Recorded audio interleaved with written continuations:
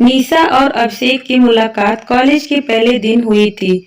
दोनों अलग-अलग शहरों से आए थे, लेकिन उनकी आंखों में एक पहचान सी थी। निशा दिल्ली की रहने वाली थी, जबकि अभिषेक मुंबई से था।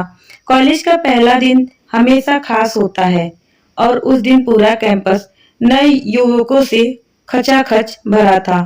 निशा और अभिषेक की क्लास भी साथ में थी। जब वे पहली बार मिले, अभिषेक की हंसी और निशा की मासूमियत ने दोनों को एक दूसरे की ओर खींच लिया।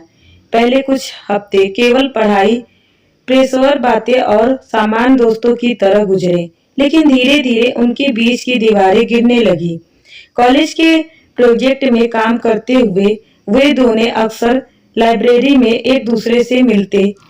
कैफेटेरिया में चाय की चुस्कियां लेते हुए उन्होंने विभिन्न विषयों पर लंबी बातचीत की, जिससे उनके दिल की धड़कनें तेज हो जाती थी। अभिषेक की मुस्कान में निशा के दिल की धड़कनें बढ़ जाती थी और निशा की हंसी अभिषेक के दिल के करीब जाती जा रही थी। धीरे धीरे उनके बीच का यह दोस्ताना कुछ और खास बनता जा रहा था। एक दिन अभिषेक ने निशा को कॉलेज के पास एक पुराने किले में जाने का प्रस्ताव दिया। किला शहर से दूर एक पहाड़ी पर बसा था, जहां से पूरे शहर का नजारा अद्भुत दिखता था। अभिषेक ने निशा से कहा, आओ हम दोनों वहां जाएंगे, शायद हमें कुछ समय के लिए खुद को जानने का मौका मिलेगा। निशा ने मुस्कुराते हुए हामी भर दी। अगले दिन वे दोनों किले की ओर निकल पड़े। वहां की ठंडी हवा और खूबसूरत नजारे उन्हें और करीब ले आए। किले की पुरानी दीवारों पर बैठे हुए अभिषेक ने निशा से कहा, निशा, मैंने तुम्हारे साथ जो वक्त बिताया है वह मेरे जीवन का सबसे खूबसूरत वक्त रहा है।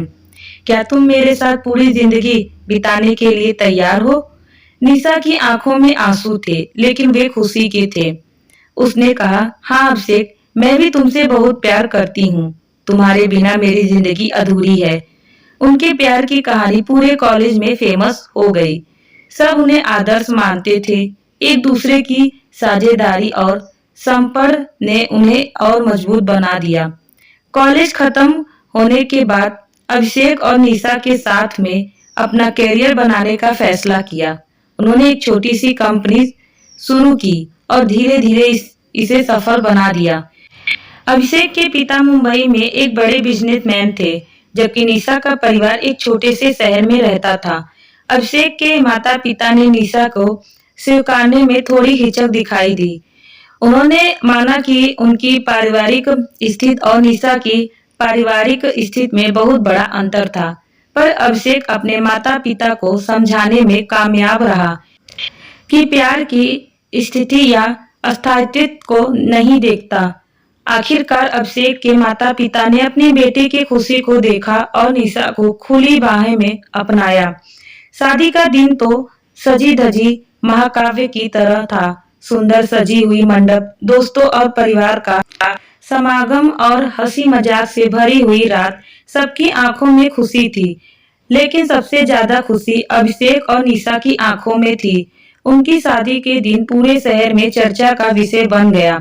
अभिषेक और निशा का प्यार सच्चा और अनंत था और उनकी कहानी ने ये साबित कर दिया कि प्यार में कोई बाधा नहीं होती। शादी के बाद दोनों ने अपने अपने करियर को नए आयाम दिए। अभिषेक ने एक बड़ी मल्टीनेशनल कंपनी में शीर्ष पद हासिल किया, जबकि निशा ने अपनी खुद की डिजाइनिंग कंपनी खोली।